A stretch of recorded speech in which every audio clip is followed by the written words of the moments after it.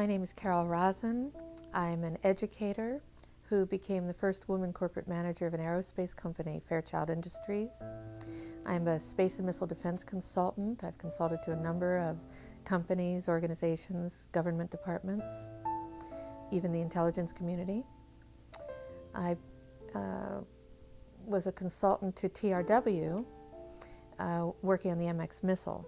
So I was part of that strategy, which turned out to be a role model for how to sell space-based weapons to the public, the MX missile being yet another weapon system that we didn't need. And I founded the Institute for Security and Cooperation in Outer Space, a Washington, D.C. based think tank.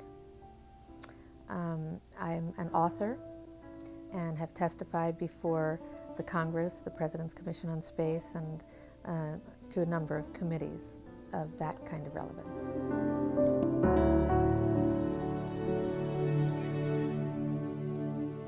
When I was a corporate manager of Fairchild Industries in 1974 through 77, I met the late Dr. Wernher Von Braun in early 74.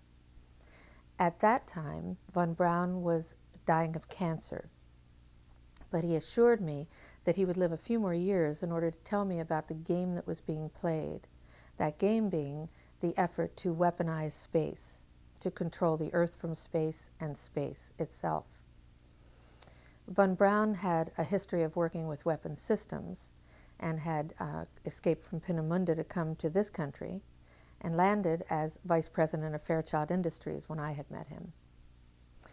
Von Braun's purpose in life during the last years of his life, his dying years, was to educate the public and decision makers about why space-based weapons are a dumb, dangerous, destabilizing, too costly, unnecessary, unworkable, undesirable idea, and about the alternatives that are available. And as practically a deathbed speech, he educated me about those concepts and who the players were in this game, and gave me the responsibility, since he was dying, of continuing this effort to prevent the weaponization of outer space. He invited me to come up on the platform with him, and actually he's holding on to me in this picture. I'm trying to get off of the platform, and he's holding on to this, trying to make me laugh. He's telling me jokes. When Wernher von Braun was dying of cancer, he asked me to be his spokesperson, to appear on occasions when he was too ill to speak. And I did. And what he asked me to do was to educate decision makers and the public about why we shouldn't be putting weapons in space, why they're a dangerous, destabilizing, too costly, unnecessary, untestable, unworkable idea, and what the alternatives are, how we could be building a cooperative space system. What was most interesting to me was a repetitive sentence that he said to me over and over again during the approximately 4 years that I had the opportunity of working with him, and that was the strategy that was being used to educate the public and decision makers, and the scare tactics, the spin that was being put on a weapon system. And that was how we identify an enemy. The enemy, at first he said, the enemy against whom we're going to build a space-based weapon system that he thought was a ridiculous idea, unnecessary and very dangerous, not to mention too costly, etc. The strategy that Wernher von Braun taught me was that first the Russians are going to be considered to be the enemy. In fact, when I met him in 74, they were the enemy, the identified enemy. We were told that they had killer satellites. We were told that they were coming to get us and control us, the dirty commies, that whole story. First, the Russians were the enemy against whom we're going to build space-based weapons. Then terrorists would be identified, and that was soon to follow. We heard a lot about terrorism. Then we were going to identify third world country crazies. We now call them nations of concern. But he said that would be the third enemy against whom we would be needing to build space-based weapons. And the next enemy was asteroids. Now at this point, he kind of chuckled the first time he said it. Asteroids, against asteroids we're going to build space-based weapons. So it was funny then. And the funniest one of all was against what he called aliens, extraterrestrials. That would be the final card. And over and over and over, during the 4 years that I knew him and was giving his speeches for him, he would bring up that last card. And remember, Carol, the last card is the alien card. We're going to have to build space-based weapons against aliens. And all of it, he said, is a lie. A lie. I think I was too naive to know at that time the seriousness of the nature of the spin that was being put on the system. And now the pieces are starting to fall into place. We're building a space-based weapon system based on a premise that is a lie, a spin. And Wernher Von Braun was trying to hint that to me back in the early 70s and right up until the moment when he died in 1977. What he told me is that there's an accelerated effort in place. He didn't mention a timeline, but he said that it was going to be speeding up faster than anybody could possibly imagine. That the effort to put weapons in space was not only based on a lie, but would accelerate past the point of people even understanding it until it was already up there and too late. When Von Braun was dying in front of me, the very first day that I met him, he had tubes draining out of his side. And he was tapping on the desk telling me, "You will come to Fairchild." I was a school teacher. "You will come to Fairchild and you will be responsible for keeping weapons out of space." And the way he said it with the intenseness in his eyes, and added that very first day, the first time I met him, that space-based weapons were a dangerous, destabilizing, too costly, unnecessary, untestable, unworkable idea. And that the last card that was being held was the extraterrestrial enemy card. The intensity with which he said that made me realize that he knew something that he was too afraid to mention. He was too afraid to talk about it. He would not tell me the details. I'm not sure that I would have absorbed them if he had told me the details or even believed him in 1974. But there was no question that that man knew, and had a need to know, I found out later. There's no doubt in my mind that Wernher Von Braun knew about the extraterrestrial issue. The very first meeting that I had with him in 1974, when he said to me, "You will be responsible for keeping weapons out of space. I'm dying of cancer and you have to take over for me." And when he explained to me the reasons for why weapons were going to be put into space, the enemies against whom we were going to build these weapons, and that all of that was a lie, and when he mentioned the extraterrestrial card, that extraterrestrials, aliens he called them, were going to be identified as the final enemy against whom we were going to build space-based weapons back in '74, the way he said it to me, there was no doubt in my mind that he knew something that he was too afraid to talk about. Wernher Von Braun never spoke to me about any of the details that he knew, or might have known, or thought about related to extraterrestrials, except that extraterrestrials were one day going to be identified as an enemy against whom we are going to have to build an enormous space-based weapon system. Even though he didn't give me the details, however, the look in his eyes made it clear to me that he knew that there was something going on that was a big secret that he could not divulge. Wernher Von Braun actually told me that the spin was a lie, that the premise for space-based weaponry, the reasons that were going to be given, the enemies that we were going to identify, were all based on a lie. I've been tracking the space-based weapons issue for about 26 years. I have debated generals, congressional representatives. I've testified before the Congress and the Senate. I've met with people in over 100 countries. And I have not been able to identify who the people are who are making this space-based weapon system happen. I see the news. I see the administrative decisions being made. I know that they're all based on lies and greed. And I have yet to be able to identify who the people are. And that's after tracking this issue for 26 years.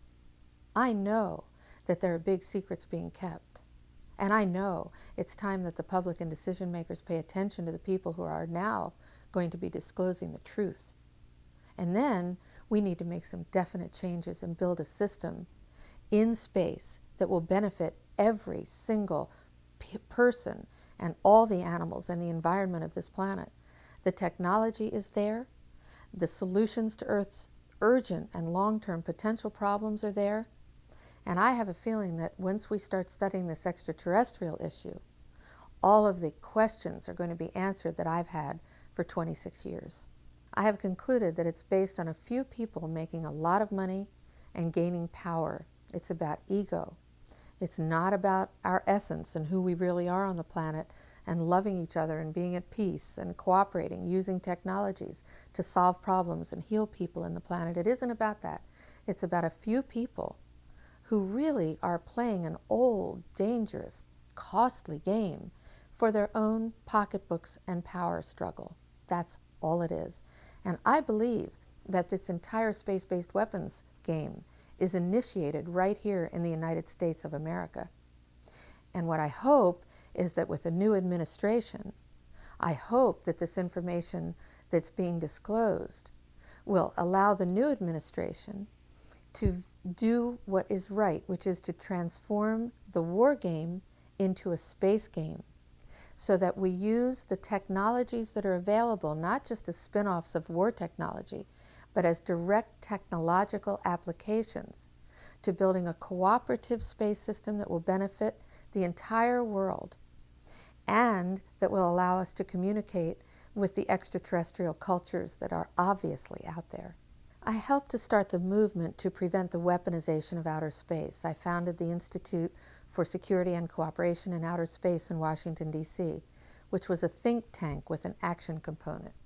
We studied this issue of who was going to benefit from building a space-based weapons program, which is merely an extension of the Earthbound war game. Of course, the next highest frontier, the high ground, is outer space. So it's a very natural place for those who play in the war game, who benefit from it, to go into outer space with their weapons.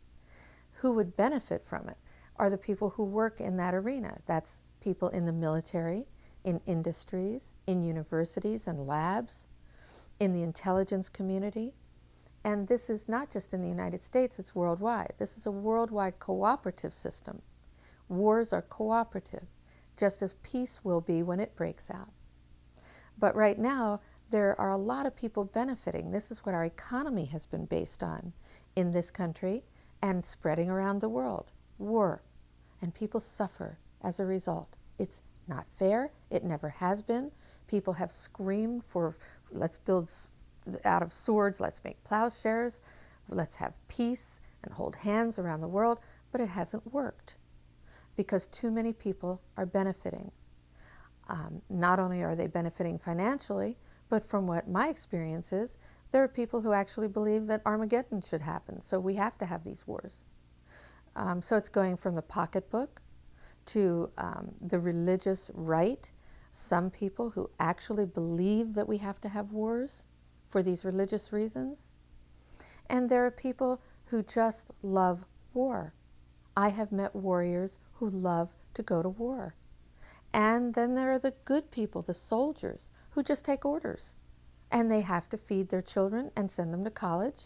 So they want to keep their jobs. People in laboratories have told me they don't want to work on these technologies for war, but if they don't, they won't get a paycheck. Who's going to pay them?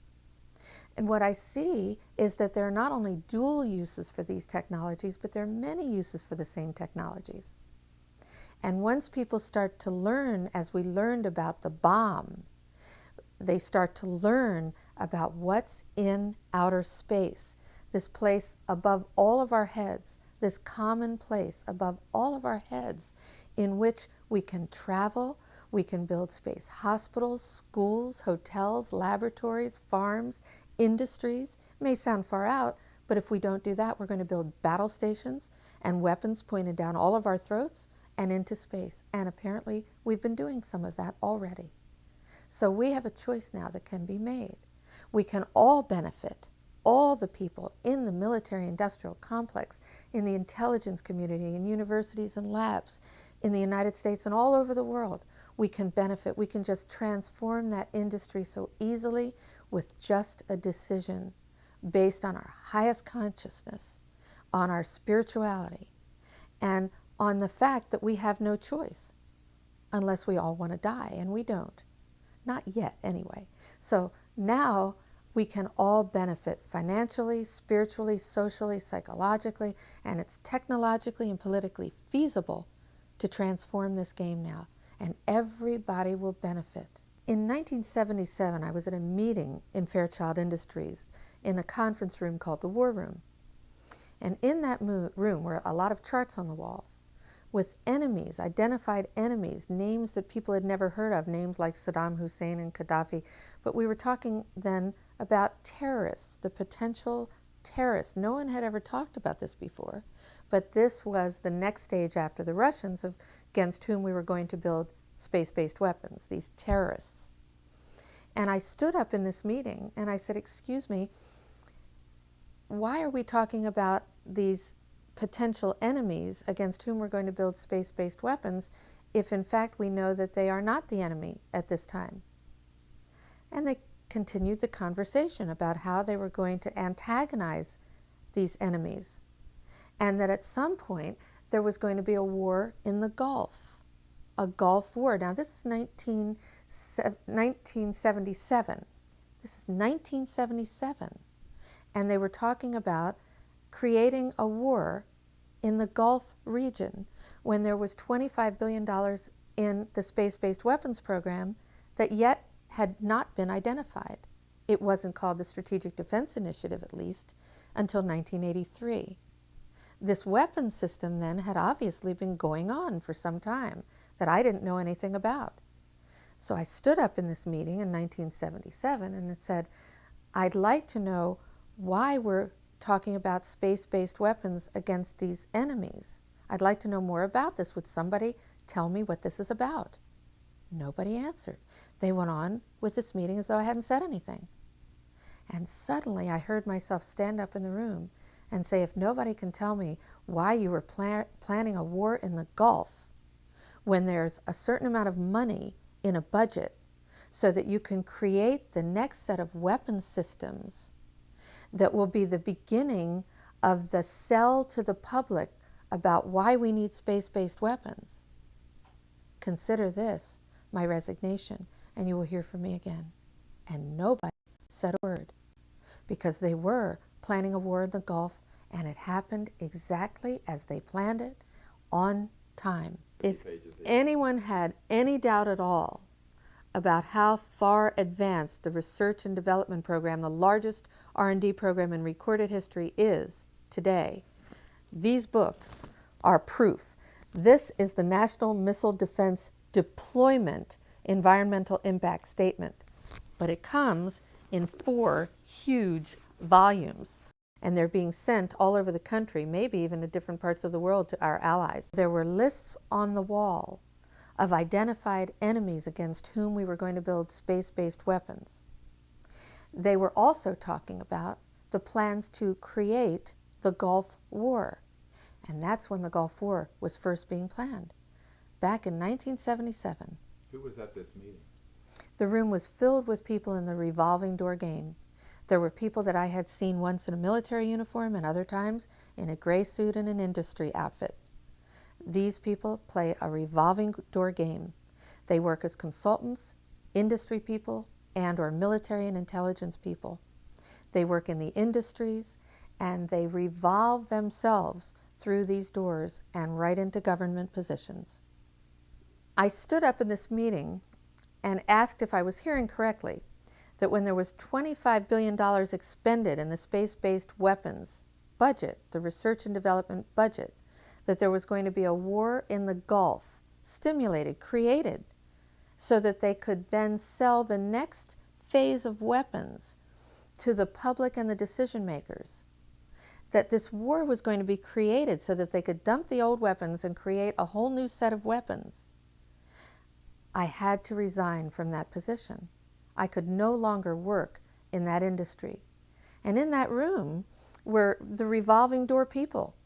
They were people whom I had seen in military uniforms, in their gray pinstripe business suits, the same people. I see them then getting jobs in the government. They're affiliated with the intelligence community and or universities. This is the military-industrial complex, and they are in revolving door jobs. In about 1990, I was sitting in my living room looking at now the money that had been spent on space-based weapons research and development programs. And I realized that it had come to that number, about $25 billion. And I said to my husband, I am now going to stop everything. I'm going to stop and sit and watch CNN television, and I'm going to wait for the war to happen. And my husband said, well, you've finally gone over the lid, you have flipped out. Friends said, you have really gone too far this time. There is not going to be a war in the Gulf. Nobody's talking about a war in the Gulf. And I said, there's going to be a war in the Gulf. I'm going to sit here and wait for the war in the Gulf. And it happened, right on schedule. As part of the war game in the Gulf, of course, we were told, we the public, that the United States was successfully shooting down Russian Scud missiles. And we were rationalizing new budgets based on that success.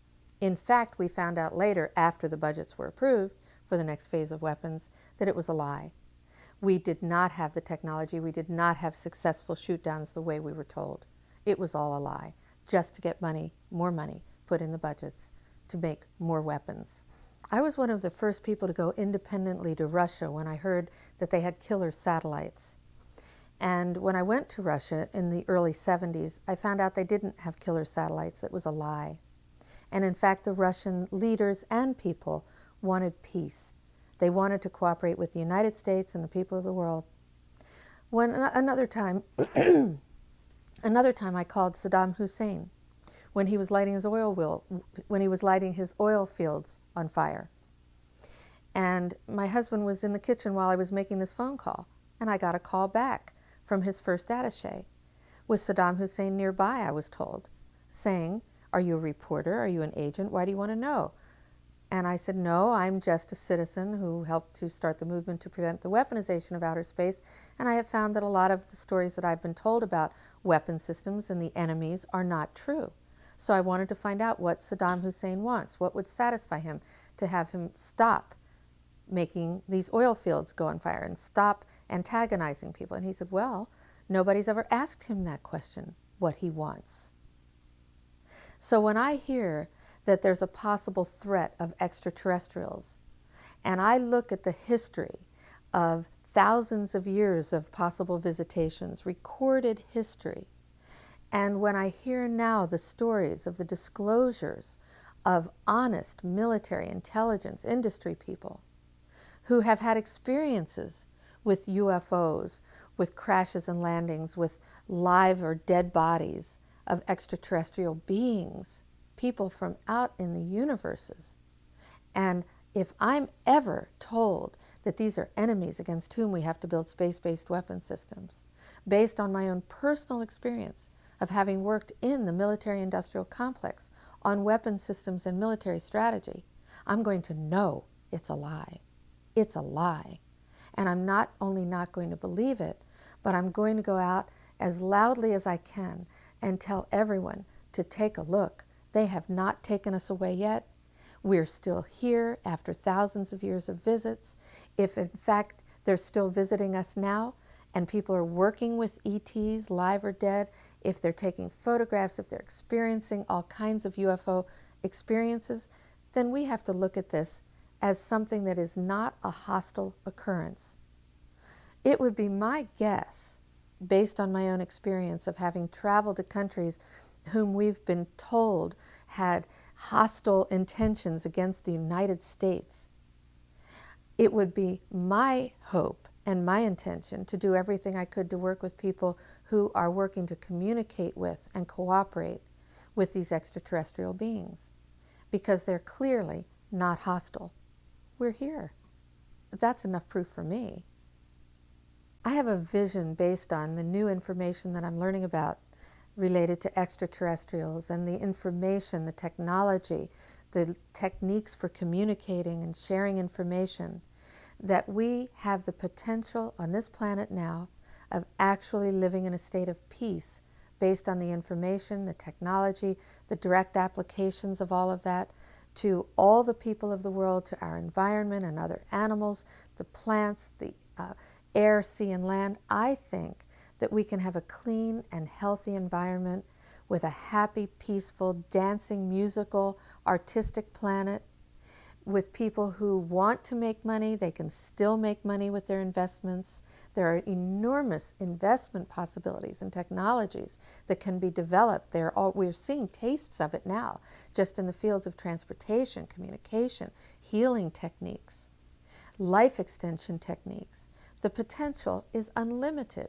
The opportunities and benefits for careers, for jobs, the opportunities and benefits for health of our individual selves, of whole communities, of our planet itself. The potential for education, for being able to communicate from the technological ways to maybe telepathically. The communication and education techniques as an educator so excite me. We can be sharing our lives, our cultures, respecting our differences, learning about what each other wants, and most important of all, we can be touching our own essence, the essence of our own beings, the essence of extraterrestrial beings. We can reach that state of love on this planet. What could be more exciting than that? And those people who want to be leaders can. Those people who just want to sit in the light can. There is no limit to how people can choose to live on this planet. We have a chance to do that, and I think the window is closing rapidly. I don't think we have much time in which to make that decision. We're too close in too many ways to either dying our physical bodies, to having some horrible disaster happen, to having some sort of war take place, whether it's from a high technology or an exotic weapon system, or a bacterial or viral, a biological or chemical warfare, a suitcase bomb, an atomic bomb. I mean, what are we talking about when we have the capability of communicating worldwide? I see that as a vision that's a reality. There's no question that we can have that right now, but it takes a leader. And from what I hear from talking with soldiers, industry people, university people, with the people around the world, is that it has to start with the United States president, and that's whom we all have to reach. If you're international, if you're around the world, if you're in the United States of America, whether you're from any party or any belief system or any religion, the United States Commander-in-Chief, the President of the United States, is the person that needs to be reached.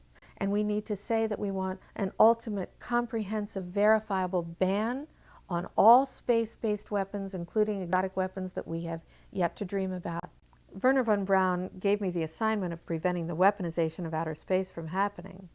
But what he said to me over and over again was that his real concern, his greatest concern, was about psychotronic weapons. Did he discuss what those were? No. He didn't discuss what they were, but he repeated over and over to me that this was the real concern. This is what we should really be concerned about. But he would add, the public, however, won't understand that yet. So let's just call for the ban on space-based weapons. That can be understood, it can be measured, it can be done. And once you have a ban on space-based weapons, you've put a lid on the arms race. People have become aware, they've become connected consciously, and they will begin to understand that there are alternatives. But his real concern, the biggest concern he had, was about the psychotronic weapons. Those are mind-controlled weapons, mind-controlled people or technology. Very dangerous weapons. The first big speech that I gave for Wernher Von Braun was in July of 1974. It was soon after I had met him, just a few months after I had met him. He gave me the assignment of speaking in Chicago at McCormick Hall to 18,000 people. The only other speech I had ever given was in a PTA meeting, and I had rehearsed that speech in the mirror the night before about mustard being squirted in the cafeteria by the children. I was so nervous. Now I was going to appear before 18,000 people. Nervous takes on a new meaning. What he said to me was, however, I'm going to send you 5 books in a taxi cab, take these pink index cards and take some notes, and you will introduce a live satellite demonstration, the Fiji Islands, some other countries, and you will tell about this live satellite demonstration. I had no idea what he was talking about. And he said, but that's not a worry either. Don't worry, you don't have to really read all of these books because I'm going to transmit the speech to you. And I said, how are you going to transmit the speech to me? You're going into the hospital. And he said, I'm going to transmit it as though you're talking on the telephone. Well, I memorized the best I could these little pink index cards, and I got up on the stage. There were 18,000 people in front of me. There was a podium with my picture on it. I had to put my hand over the screen.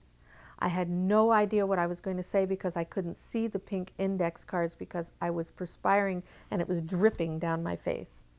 When suddenly I heard in my left ear Wernher Von Braun talking to me like he was talking on the telephone. And he transmitted this speech to me, the entire speech, for 35 minutes in my left ear. I heard myself then talking about KU band and C band, and I was just repeating what he was saying. But he was in a hospital bed on the East Coast, and I was in Chicago with nothing, no technology in my ear, standing in front of 18,000 people, listening to him transmit the speech. It was amazing. Did he ever relate to you how that was effected? No, he laughed when I asked him. He thought it was funny. I sent it with my autograph to him. I thought that was funny, that I would sign my autograph to him. But he sent it back now with his, and he says, to Carol Sue, this time it was my turn, Wernher Von Braun. When Wernher Von Braun transmitted into my left ear this entire speech from the East Coast of Chicago, it became very obvious to me that we humans have absolutely no idea except what we're told by people who are making money on the next levels and phases of technological developments, that we are purchasing as consumers what is possible. We have barely touched the tip of the iceberg of what the mind is capable of creating. And we create all of these technologies, including our own attitudes, our own philosophies in life, our ways of behaving and relating to people, our choices that our minds, our egos create. That became very clear to me as I started actually integrating the fact that he had transmitted the speech to me and it was real. And I didn't go public about that for years because I knew that people would not believe me. They would think that this was completely insane. But in fact, it happened. It was real. There seems to be some reason to discredit very viable and very reputable witnesses when they say something is unidentified. Well, you show me the individual that can identify everything in the heavens, and I will show you the second coming.